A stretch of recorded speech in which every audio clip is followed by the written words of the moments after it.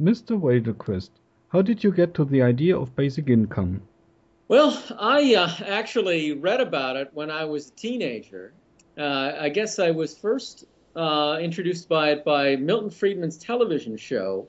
Milton Friedman was an economist in the United States who, for the most part, was very conservative, but had some very progressive ideas on redistribution. He wanted to get rid of all of the things that the U.S. government was currently doing to prop up the incomes of poor people and replace that with one cash benefit, which he called a negative income tax, that would just give people money in cash if they needed it to make sure nobody's income was really low, didn't evaluate what the reasons were, didn't look over their shoulders to see if they were doing the right thing, just give money in cash in the form of a negative income tax.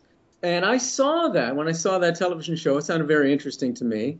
And I read his accompanying book, which was called Free to Choose, which had a chapter on the negative income tax. And I saw that as something that was very progressive. He sold it as actually sort of a conservative alternative to the welfare state because it would streamline and simplify the system and make it more cost effective.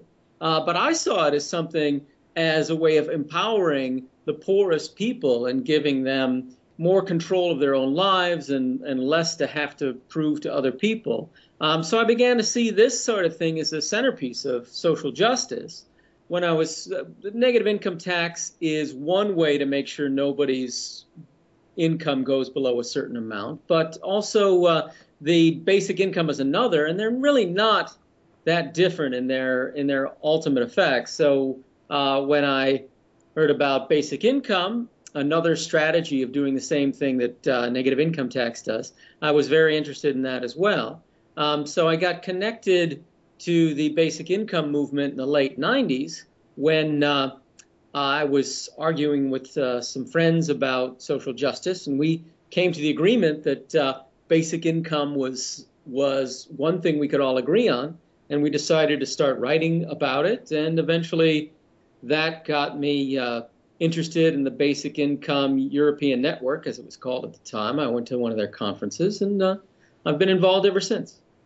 If you're talking about Milton Friedman, he is a capitalist, and basic income could give people buying power and stimulate the economy. But aren't you afraid that basic income would increase littering and speed up the climate change? I don't know how basic income would increase littering.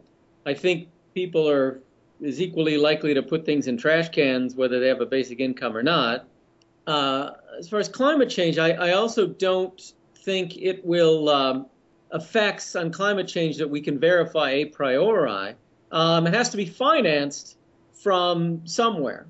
So you're going to be taking money from somewhere in the economy and giving money to somewhere else in the economy. So some people will come out having more, some people will come out having less.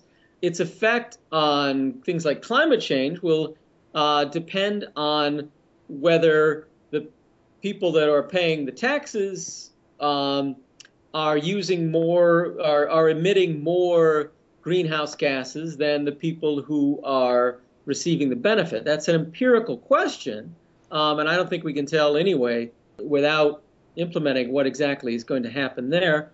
Although we do know that wealthier people use far more resources than poor people, so we might expect that a policy redistributing from wealthier to less wealthy people would be good for climate change. But that's just a hypothesis.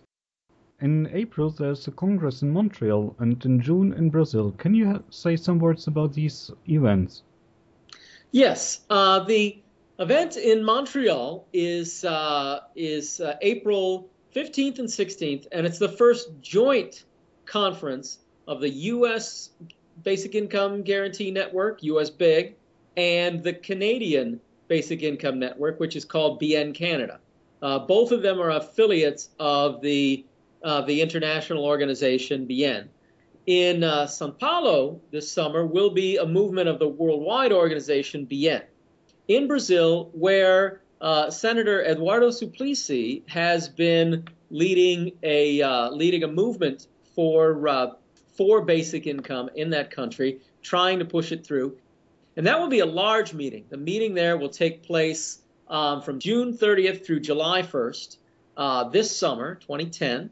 We expect attendance from people around the globe from some of the new basic income networks such as Korea, from the United States, a lot of people from Europe, from Africa, and of course from around Latin America, people working on basic income and writing on the issue will be coming there, and we'll be talking about all aspects of the idea. But how can usual people support this idea? For example, here in Ukraine or in Russia or in Europe. What can usual people do?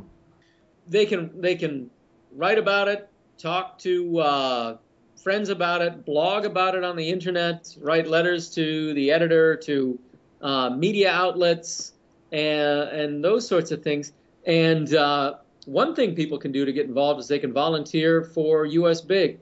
We've got all sorts of things that need doing, improving the website, improving our bibliography, writing things for the Institute, editing the newsletter, and organizing some of our events and things like that. So if people want to get involved, they can contact me if they're in the United States for the U.S. Basic Income Guarantee Network. There are other affiliates of the international organization around the world, but also people can volunteer for the Basic Income Earth Network directly. Okay, thanks for this interview. You're welcome.